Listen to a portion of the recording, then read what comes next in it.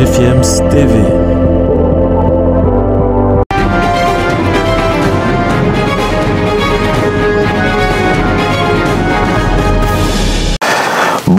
Bonjour, voilà, pas besoin de vous le rappeler, vous êtes sur GFIEMS TV, vous êtes donc les bienvenus dans ce nouveau programme de Sport Matin. Sport Matin de ce mardi, on va parler des 2 matchs d'appui pour les barrages de la Coupe du Monde dames de football qui se sont donc joués dimanche. Les 4 équipes recalées en quart de finale se sont donc confrontées pour 2 places qualificatives, n'est-ce pas, à ce tournoi intercontinental barragiste pour 3 places vers la Coupe du Monde féminine de football féminin. Ainsi donc, les Lions de la Teranga du Sénégal ont battu, après l'épreuve des tirs au but, 4-2, les Aigles de Dames de Carthage. C'était à Casablanca. Cette équipe des Lions de la Teranga se qualifie donc directement pour ce tournoi qui aura lieu du côté de la Nouvelle-Zélande.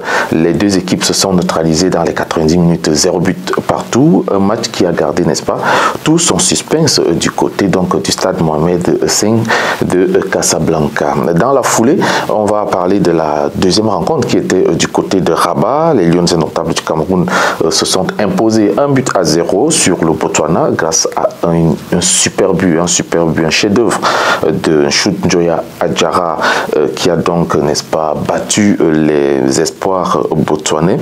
Donc le Cameroun était dos au mur dans cette rencontre, il faut le dire, et avait besoin de rougir après son élimination en quart de finale face au Nigeria, en quart de finale de cette Coupe d'Afrique des Nations féminines de football.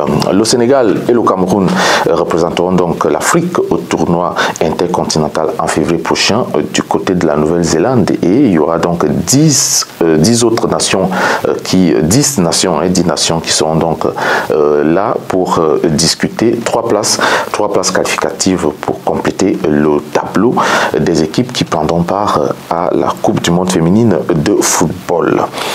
Voilà, si les clubs européens se déplacent hors de leur base pour préparer leur saison, voilà, certains clubs africains en font aussi autant. C'est le cas d'ailleurs de Simba Sport Club de Tanzanie, le club tanzanien qui est du côté de l'Égypte.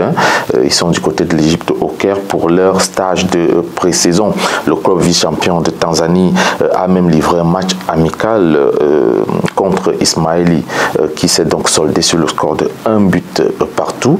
Nous allons écouter la réaction du coach de Simba Sport de Tanzanie, Zoran Maki, qui parle du stage, qui parle également du groupe qui est en place et du nombre de matchs amicaux au programme. It's only 3 training, but very good. The whole group work hard, organization, and with time I know more about player, but in this moment it's good. It's important to see the performance some player.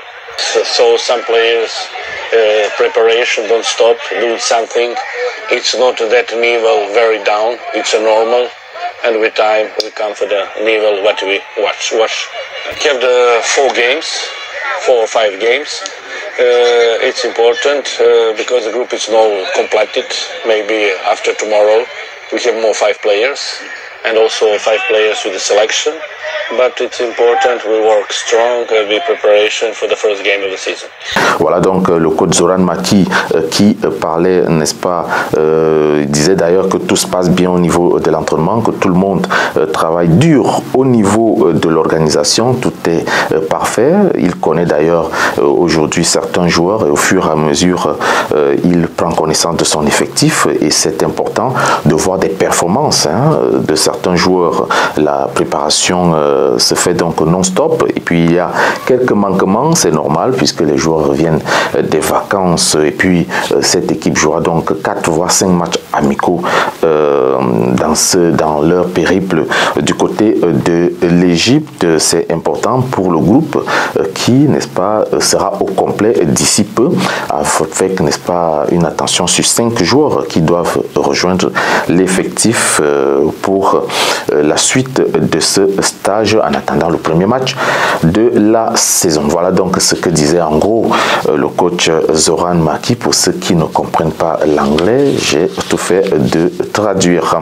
On va garder un œil sur Simba Sport Club de Tanzanie pour annoncer, n'est-ce pas, que Sbai Karim a été nommé préparateur physique de ce club et coach assistant en même temps. On retrouvera donc ainsi deux entraîneurs assistants au banc de touche, Seleman Matola et Sbai Karim, qui sera, n'est-ce pas, en même temps le préparateur physique de cette équipe. Restons en Tanzanie pour parler de Young African Sport Club, champion de Tanzanie, qui vient donc, n'est-ce pas, de faire signer Stéphane Aziz Ki pour 2 ans de contrat, le milieu de terrain offensif burkinabé qui jouait donc du côté de la SEC d'Abidjan jusqu'ici, a donc paraphé un contrat qui l'amène du côté de la Tanzanie. Il est âgé de 26 ans.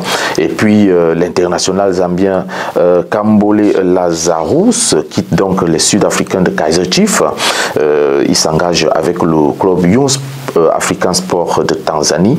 L'ailier de 28 ans qui a porté les couleurs des Zesco United n'a pas trop joué cette saison avec les Kaizer Chiefs, donc il va essayer d'aller se rattraper très rapidement du côté de la Tanzanie.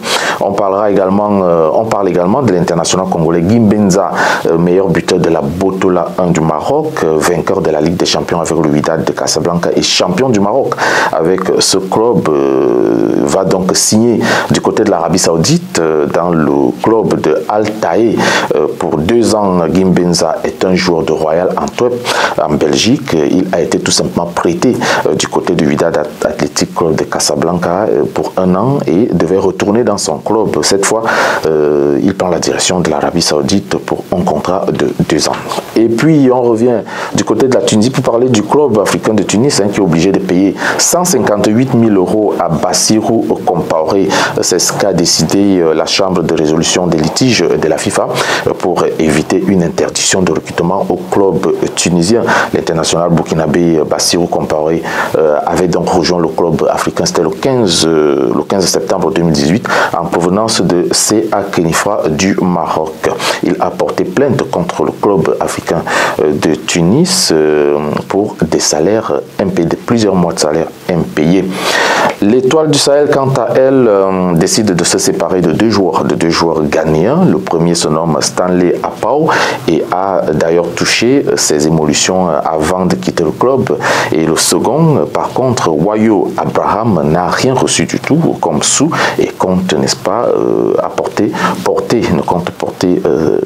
l'affaire au niveau de la FIFA. Vous voyez qu'en Afrique, on continue toujours de parler de ces problèmes de licenciement abusif d'un côté ou alors des salaires impayés de l'autre côté. Voilà, c'est aussi ça le football africain et on fait avec. Parlons de l'équipe nationale féminine de football de Jamaïque qui a obtenu son ticket pour la Coupe du Monde féminine de football 2023 après sa brillante victoire 4-0 face au Haïti. C'était il y a quelques jours. C'est donc la 2e fois consécutive que les Roigwe Girls participent donc au mondial féminin qui se jouera du côté de l'Australie et de la Nouvelle-Zélande. En passant, c'est la fille aînée de la légende Bob Marley que tout le monde connaît, la nommée Cédéa Marley, qui a donc trouvé des sponsors et des fonds pour subventionner cette équipe nationale féminine de football, car depuis 2010, la Fédération jamaïcaine de football a arrêté de subventionner le football féminin. En Jamaïque, bien sûr. On va faire un tour du côté de l'Europe et parler de l'attaquant du Milan AC Zlatan Ibrahimovic, âgé de 40 ans, qui a prolongé son contrat avec l'AC Milan. Le géant suédois a officiellement eu un nouveau bail jusqu'en 2023 avec le club champion d'Italie, club qui lui a d'ailleurs proposé un salaire de 1 million d'euros et des bonus pendant la saison. Et puis, on revient du côté de la France pour parler du jeune Hugo Ekitike qui a été prêté au Paris Saint-Germain avec option d'achat obligatoire.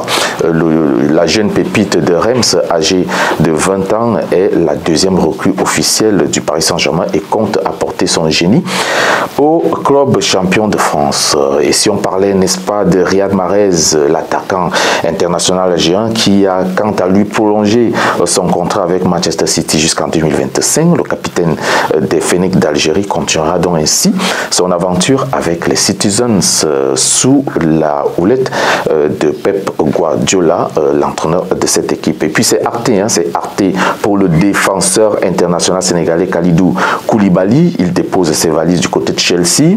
Le champion d'Afrique 2022 quitte ainsi Naples après 7 ans passés sous les couleurs de ce club en Italie et rejoint donc ainsi son coéquipier et gardien de but en sélection, Edouard Mendy.